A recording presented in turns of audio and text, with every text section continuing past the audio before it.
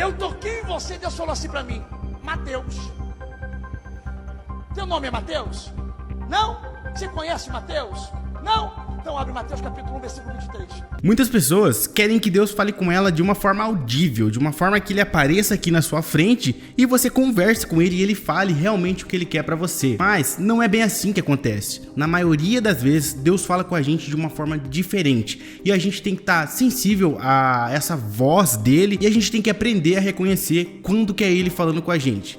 Se a tua dúvida é essa, esse vídeo vai ser para explicar como reconhecer que é Deus que está falando, como a gente não cair numa mentira que as pessoas contam ou que a gente mesmo acaba caindo achando que é a voz de Deus que está falando. E agora eu vou apresentar para vocês 5 formas que Deus fala e a gente pode ter um pouquinho mais de conhecimento para saber que é ele que está falando com a gente. A base que eu vou usar já é a primeira forma que Deus fala com a gente, a Bíblia. Esse é o manual onde Deus explicou tudo certinho sobre a nossa vida, de como ela é e como a gente reconhece a voz dele. E aqui em 2 Timóteo, toda a escritura é inspirada por Deus e útil para nos ensinar o que é verdadeiro e para nos fazer perceber o que não está em ordem em nossa vida. Ela nos corrige quando erramos e nos ensina a fazer o que é certo. Deus a usa para preparar e capacitar seu povo para toda boa obra. A Bíblia é a própria voz de Deus revelada. E nesse versículo aqui, ele está dando a letra pra gente, que ele usa a palavra dele para preparar e capacitar a gente para o que acontece na nossa vida. Então, a Bíblia, a voz de Deus revelada, já é a base para a gente saber se Deus está falando ou não. E o segundo ponto é através do Espírito Santo. E em João está escrito: mas quando o Pai enviar o encorajador, o Espírito Santo, como meu representante, ele lhes ensinará todas as coisas e os fará lembrar tudo o que eu lhe disse. E antes de Jesus subir aos céus, ele deixou uma mensagem para os discípulos e para a gente também, que ele deixaria o Espírito Santo, o Consolador, que vai guiar a gente durante a decisão, porque a gente não vai conseguir decorar, por exemplo, tudo que tem aqui, mas o Espírito Santo vai guiar, lembrando do que é de Deus ou não, do que está na palavra dele ou não. E quando a gente ouvir a voz de Deus e às vezes não perceber que é ele, o Espírito Santo no nosso coração vai nos guiar e mostrar a voz de Deus, vai entender essa voz de Deus. Então, por isso que é importante você estar conectado com ele, conhecer da palavra dele, ter uma vida de oração no dia a dia com Deus. E o terceiro ponto é através das circunstâncias que acontecem na nossa vida. E aqui eu já vou começar lendo, que está em Provérbios 3, do 5 ao 6, que é: confie no Senhor de todo o coração, não dependa do seu próprio entendimento.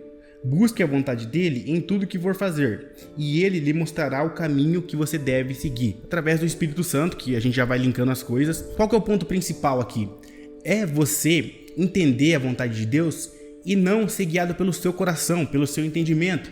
Porque às vezes a gente quer que aconteça tal coisa, às vezes a gente quer ganhar o tanto de dinheiro que a gente quer ganhar, ou talvez a gente queira conseguir tal emprego, ou conseguir se relacionar com tal pessoa, ou conseguir o desejo do nosso próprio coração. E às vezes a gente está tão agarrado nisso que a gente acha que é a vontade de Deus, mas muitas vezes não é.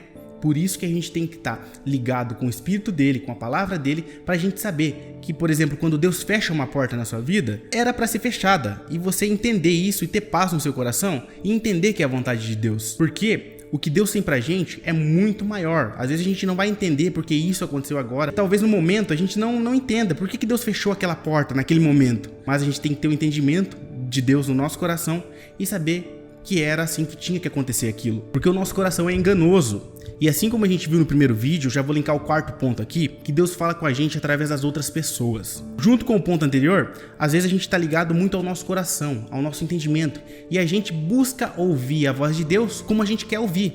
Por exemplo, em certas igrejas grandes, aí pessoas estão muito focadas em dinheiro e vão atrás de bênçãos. E o evangelho não é só isso, porque muitas pessoas pensam que a partir do momento que elas seguem a Deus, elas vão ter só bênçãos, só coisas boas na vida delas. Mas eu vou te contar uma coisa que talvez você não saiba. A vida não é 100% beleza, 100% só coisas boas acontecendo pra gente. Não, a partir do momento que você se conecta com Deus, você vai saber lidar com as situações que não são tão favoráveis ou não são como a gente gostaria que fossem. A gente aprende a lidar com isso e tem uma tranquilidade no nosso coração. E agora, como ouvir a voz de Deus através de outra pessoa falando com você?